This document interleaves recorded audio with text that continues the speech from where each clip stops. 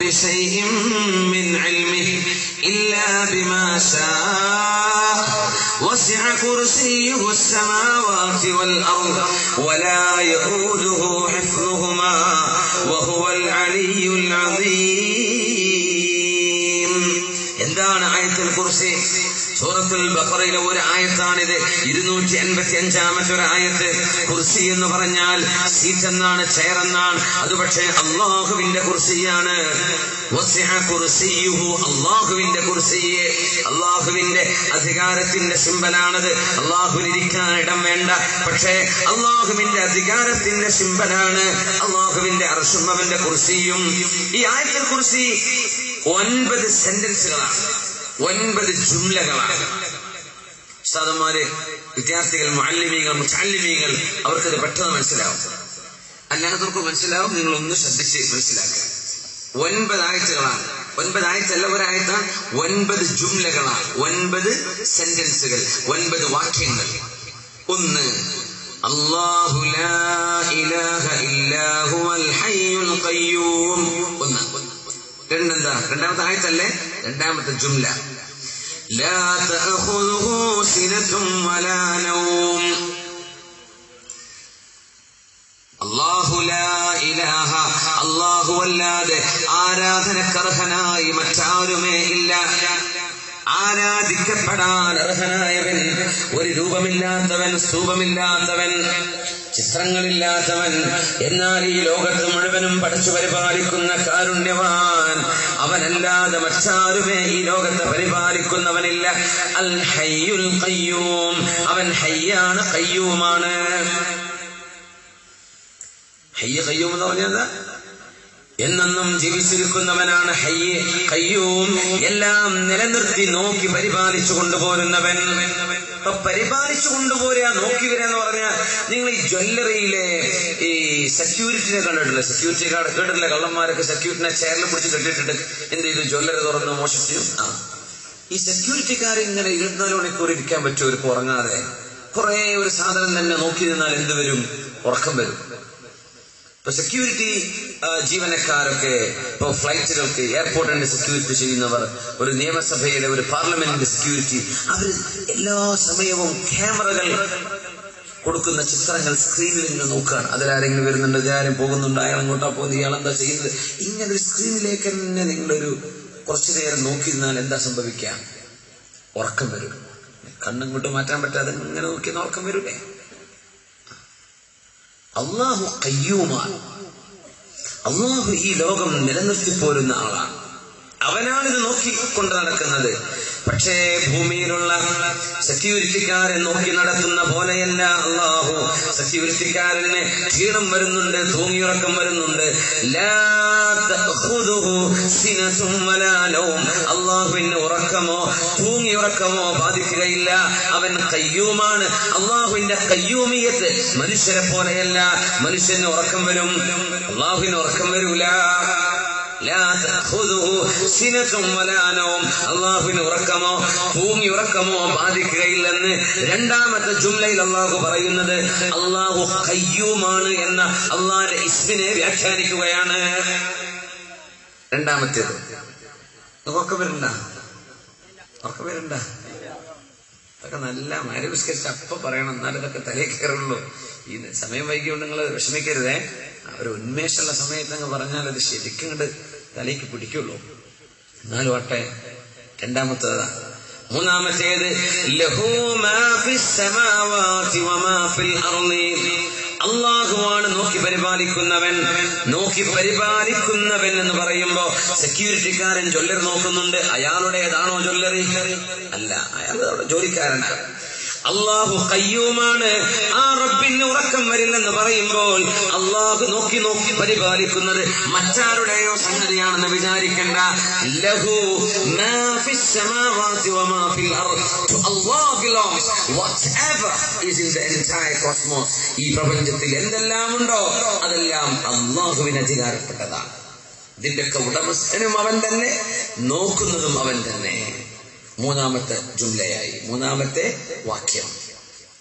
അല്ലാഹു മലിക്കാൻ, അവൻ രാജാവാൻ, അവനുള്ളതാണ് എല്ലാം. ലഹു, അല്ലാഹുവിനുള്ളതാണ്. എന്തൊക്കെ? മാ ഫിസ് സമാവാതി വമാ ഫിൽ അർളി, ഭൂമിയിലും ആകാശങ്ങളിലും ഉള്ളതെല്ലാം അല്ലാഹുവിനുള്ളതാണ്.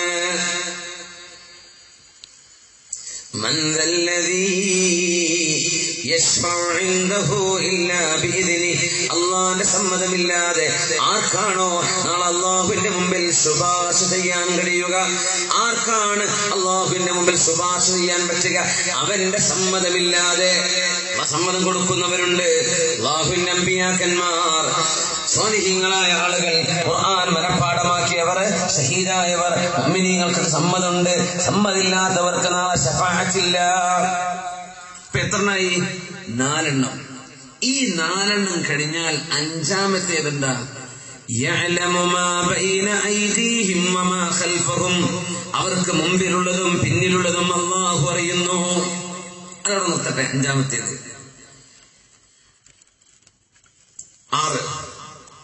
ولا يحيطون بشيء من علمه إلا بما شاء, അല്ലാഹു അറിയിച്ചു കൊടുക്കുന്നതല്ലാതെ ഒന്നുമേ അല്ലാഹുവിന്റെ അറിവിൽ നിന്ന് നിങ്ങൾക്ക് ലഭിക്കുകയില്ല. അല്ലാഹുവിന്റെ അധികാരം പറഞ്ഞു, അല്ലാഹുവിന്റെ ഇൽമ പറഞ്ഞു, അല്ലാഹുവിന്റെ മിൽക്ക് പറഞ്ഞു. വസിഅ കുർസിയുഹു, 7-ാമത്തേത് വസിഅ കുർസിയുഹു السماوات والارض, അല്ലാഹുവിന്റെ അധികാരത്തിന്റെ കസേര, അല്ലാഹുവിന്റെ ആകാശങ്ങളും ഭൂമിയും ചുഴന്നു നിൽക്കുകയാണ്. എന്നാൽ വലാ യഊദുഹു ഹിഫ്ളുഹുമാ, അല്ലാഹുവിന് ഈ ആകാശലോകങ്ങളെയും ഭൂമിയെയും പ്രപഞ്ചത്തെയും പരിപാലിക്കാൻ അല്ലാഹുവിന് യാതൊരു ക്ഷീണവും വരികയില്ല. വഹുവൽ അലിയുൽ അദീം, അല്ലാഹു അലിയാണ്, ഉന്നതനാണ്. അല്ലാഹു അദീമാണ്, മഹോന്നതനാണ്. 9 9 ജുംല. ഇത് നമ്മൾ ചെയ്യാൻ പോകുന്നത് എന്താണെന്നറിയോ? 1-ാമത്തേത് എടുക്കുക, 9-ാമത്തേതും ചേർത്ത് വെക്കുക. 2-ാമത്തേത് എടുക്കുക, 8-ാമത്തേതും ചേർത്ത് വെക്കുക. 3-ാമത്തേത് എടുക്കുന്നു, 7-ാമത്തേത്. 4-ാമത്തേത് എടുക്കുന്നു, 6-ാമത്തേതും. 5-ാമത്തേത് നടു കിടക്കട്ടെ. 5-ാമത്തെ നടുവിലല്ലേ? മുമ്പിൽ 4 ബാക്കിൽ 4. ഇനി ഞാൻ പറയും, ശരിക്കും ശ്രദ്ധിക്കുക. ഇനിയാണ് നമ്മളെ ശരിക്കുള്ള ഇതിന്റെ ഉള്ളിലെ സീക്രട്ട് മനസ്സിലാവുക. ബിസ്മില്ലാഹിർ റഹ്മാനിർ റഹീം. അല്ലാഹു ലാ ഇലാഹ ഇല്ലാ ഹുവൽ ഹയ്യുൽ ഖയ്യൂം. അല്ലാഹു അല്ലാതെ ഇലാഹില്ല, അവനാണ് ഹയ്യ്, അവനാണ് ഖയ്യൂം. അല്ലാഹുവിന്റെ എത്ര വിശേഷണങ്ങൾ അവിടെ പറഞ്ഞത്? എത്ര ഇസ്മ പറഞ്ഞു? 1 2? എത്ര പറഞ്ഞു? 2. ഒന്ന് ഹയ്യ്, മറ്റേത് ഖയ്യൂം. അത് 1-ാമത്തെ ജുംലയാ. 9-ാമത്തെ ജുംല അവസാനത്തേതെടുക്കി. വഹുവൽ അലിയുൽ അദീം, അല്ലാഹു അലിയാണ്, അല്ലാഹു അദീമാണ്. എത്ര വിശേഷണം പറഞ്ഞു? 2. ആദ്യത്തേതിലും അല്ലാഹു 2 ഇസ്മ, അവസാനത്തേതിലും 2 ഇസ്മ. ആദ്യത്തെ ജുംലയും അവസാനത്തെ ജുംലയും നോക്കിയാൽ 2ലും അല്ലാഹു ഈ 2 റബ്ബിന്റെ സിഫത്തുകൾ പറഞ്ഞു, അല്ലാഹുവിന്റെ പേരുകൾ പറഞ്ഞു. ഇനി 2-ാമത്തെ ജുംല, 8-ാമത്തേത് നിങ്ങൾ എഴുതിയിട്ട് നമ്മളെ ബോർഡുമ്മിലൊക്കെ എഴുതി വെച്ച് ഇങ്ങനെ സ്ക്രീനിലൊക്കെ കാണിച്ചാൽ അത് പെട്ടെന്ന് മനസ്സിലാവും. ഒന്ന് മറ്റൊന്നിലൊക്കെ നിങ്ങൾ മൈൻഡിൽ ഇങ്ങനെ ആലോചിക്കാൻ അല്ലെ? നിങ്ങളുടെ കയ്യിൽ ഖുർആനൊക്കെ ഉണ്ടെങ്കിൽ ആദ്യത്തെ കുറിച്ചൊക്കെ തുറന്നു നോക്കുക. എന്നിട്ട് ഞാൻ പറയുന്നത് ശ്രദ്ധിക്കുക.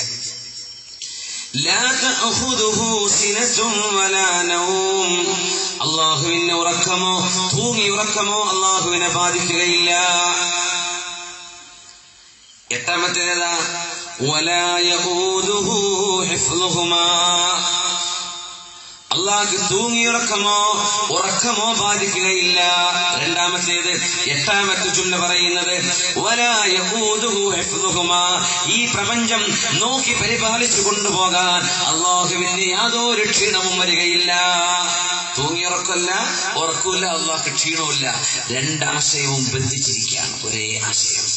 അള്ളാഹ്ക്ക് ഉറക്കില്ല, അള്ളാഹ്ക്ക് ക്ഷീണമില്ല. വലാ യഊദുഹു ഹിഫ്ളുഹുമാ. ബന്ധം നോക്കണം. ഇനി 3-ാമത്തേതും 7-ാമത്തേതും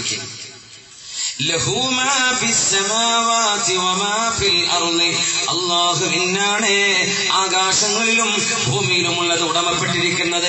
അള്ളാഹുവിനാണ് അള്ളാഹുവിന് അധികാരപ്പെട്ടതാണ്. ആകാശലോകങ്ങളിലും ഭൂമിയിലുമുള്ള സർവ്വതും, ആകാശങ്ങളും ഭൂമിയും എന്ന് ഖുർആൻ പറയുന്നത് പ്രപഞ്ചമൊന്നാകെ എന്നർത്ഥത്തിലാണ്. അള്ളാഹുവിനുള്ളതാണ്. അതാണ് മൂന്നാമത്തെ ജുംല. ഏഴാമത്തെ എന്താ? അള്ളാഹുവിന്റെ അധികാരത്തിന്റെ കസേര പ്രപഞ്ചം മുഴുവനും ചൂഴ്ന്നു നിൽക്കുന്നതാണ്. അള്ളാഹ്ക്കാണ് പ്രപഞ്ചത്തിന്റെ അധികാരം മുഴുവനും. ഏഴാമത്തേത്. മൂന്നാമത്തെ പറഞ്ഞെന്താ? അള്ളാഹുവിന് അർഹതപ്പെട്ടതാണ് പ്രപഞ്ചത്തിലുള്ള മുഴുവനും. രണ്ടും അള്ളാഹു മലിക്കാണ്, അവനാണ് രാജാവ്, അള്ളാഹുവാണ് മാലിക്. ഇത് രണ്ടും. അപ്പൊ രണ്ട് ജുംലയും പറഞ്ഞത് ഒരേ ആശയം. ബന്ധിച്ചിലേക്ക് നോക്കൂ. ഇനി നാലാമത്തേതും ആറാമത്തേതും